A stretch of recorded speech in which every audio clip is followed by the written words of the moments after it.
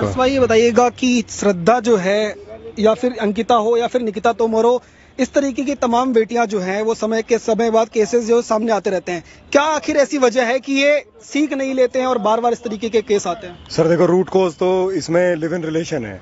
देखो, live in relation Bharat की सभ्यता नहीं है। अगर आप भारत की संस्कृति पे फोकस करो, हम श्री राम का देश है, श्री राम के आदर्श को फॉलो करता है। और अगर आप श्री राम को पूजा कर रहे हो ना, तो पूजा करने का मतलब ये है कि आप उन्हें अपने अंदर कीर्तिमान करो। पहले जब तक उनके जैसा आचरण नहीं है, जब तक श्री राम की पूजा करने का कोई फायदा नहीं।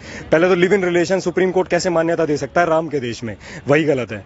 सबसे पहले जुडिशियरी को कई चीजें बदलने की जरूरत है, क्योंकि ये देश राम के दिशा निर्देश पे चलेगा, आपके दिशा निर्देश पे नहीं। क्यों?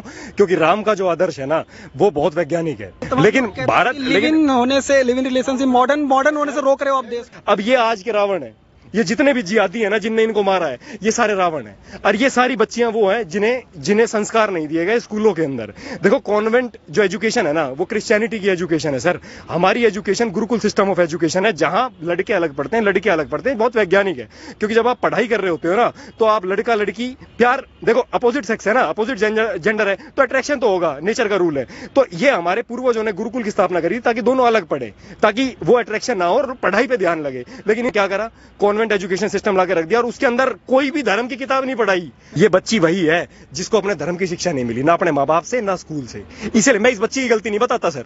देखो, बच्चे वही फॉलो करते हैं जो वो देखते हैं, पढ़ते हैं और सुनते हैं। इस बच्ची ने बचपन से जो सुना, पढ़ा और देखा, इसने वो फॉलो किया। ये नाटक देखती है एक अनुपमा, वो अनुपमा नाटक में उसके बच्चे क्या दिखा रहे हैं अपनी मम्मी को? वो कह रहे हैं कि बच्चे अपनी माँ को कह रहे हैं कि हम बहुत लकी हैं जो अपनी माँ की शादी होते हुए देखेंगे। सर, एक बच्चे के अंदर वो देख के क्या जाएगा कि माँ की भी दोबारा शादी करवा दो, कोई दिक्कत नहीं है ना?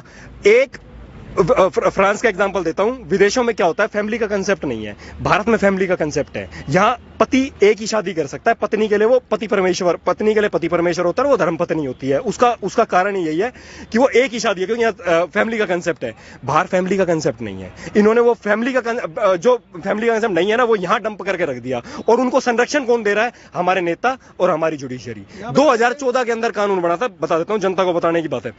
2014 के अंदर एक कानून बना, जो कानून ये कहता है कि बिना फेरे के हिंदू धर्म में लड़कियां शादी कर सकती है। क्यों? तेरे बाप का धर्म है, तेरे बाप का धर्म है, कैसे शादी कर सकती है? आप यूं बताओ, अगर आपको ये मान्यता लगानी है तो सारे धर्मों पे लगाओ, सिर्फ हिंदू धर्म पे क्यों? वो तो मुस्लिम पर्सनल लॉ बोर्ड है ना। नहीं, हिंदू धर्म का जो घर है, जो मेरा बाप है, वो होटल चला रहा है क्या घर पे कि 25 साल तक वो मेरी सारी जरूरतें पूरी कर रहा है, और उसके बाद जब शादी का निर्णय आएगा तो जज देगा या सरकार देगी? क्यों भाई? मैं 25 साल से तुमने ये ना पूछी मेरे से आगे कि मेरा बच्चा रोटी खा रहा है या नहीं खा रहा, उसको सारी जरूरत पूरी हो रही है नहीं हो रही, उसकी एजुकेशन हो रही है नहीं हो रही, तो शादी के टाइम पे आते आके बाप बन के खड़े हो जाते हो भाई। क्यों? यो चेंज करने की जरूरत है। 1860 का कानून है। 1860 में सोसाइटी रजिस्ट्रेशन एक्ट हुआ था। सोसाइटी रजिस्ट्रेशन एक्ट में क्या हुआ था, हमारे गुरुकुल जितने भी थे वो ट्रस्ट बना दिए गए थे अंग्रेजों की सरकार के द्वारा, ताकि हम गुरुकुल के अंदर शिक्षा ना दे सके अपने धर्म की। क्योंकि अगर धर्म की शिक्षा दी होती ना, तो ये दुर्गा बनती, ये मार देती इसको जान से।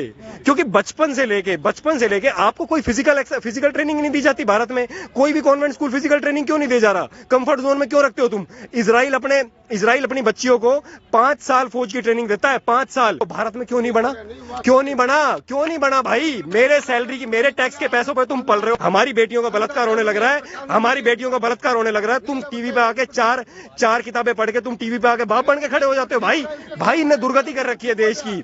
भाई मैं ये कहना चाहता हूं देश के लोगों से, भाई कोई भी संविधान, देखो कोई भी संस्था, संवैधानिक संस्था ना जनता से ऊपर नहीं होती। भाई जनता की बेटी, एक कश्मीर में एक पंडित था, उसकी सब कुछ लूटने वाले थे, जायदाद, उसकी सारी जायदाद लूटने वाली थी। उससे एक बात पूछा था, नहीं बोला कि अगर आपका सब कुछ लूट गया ना, तो आप क्या बचाओगे अंत में? आपके पास आप किस चीज की रक्षा करोगे? तो पता उसने क्या बोला था भाई? बोला, मैं अपनी बेटी की इज्जत बचाऊंगा। भाई एक बात बता, मैं सुबह से लेकर शाम तक मेहनत कर रहा हूं, मेरे टैक्स का पैसा जिनके पास जा रहा है यार, वो मेरी बेटी को बचाने, वो मेरी बच्चों को प्रोटेक्शन नहीं दे पा रहे यार। ये भी नहीं कर सकते कि मेरी बहन के साथ अगर कल को कोई गलत हो रहा है, ना तो तुमसे बचाई जा रही मेरी बहन, ना तुमसे मेरी बेटी बचाई जा रही, तो मुझे मारने नहीं दे रहे। मैं शेर का बच्चा हूं भाई, मैं नहीं डरता किसी से। मैं भाई ना, मेरे तो इंडिया गेट पे फांसी लगा दो भाई, मैं मरण से नहीं डरता भाई। हिंदू धर्म का अध्ययन करता हूं। शरीर उपयोगी नहीं है, आत्मा अजर अमर है, दोबारा जन्म होगा, दोबारा मातृभूमि के लिए लड़ेंगे। हम तो इस मिट्टी के पुत्र हैं भाई। श्री कृष्ण योगेश्वर, जो योगेश्वर का देश है, श्री कृष्ण के टाइम से एक कानून है भाई साहब। श्री कृष्ण ने सिर्फ हर उस आदमी को मारा था, हर उस आदमी को मृत्यु दंड दिया था जिसने द्रौपदी के वस्त्र हरण में जो मात्र नुमाइंदा बना था। जिनने वस्त्र हरण करते हुए देखने तो चुपचाप बैठा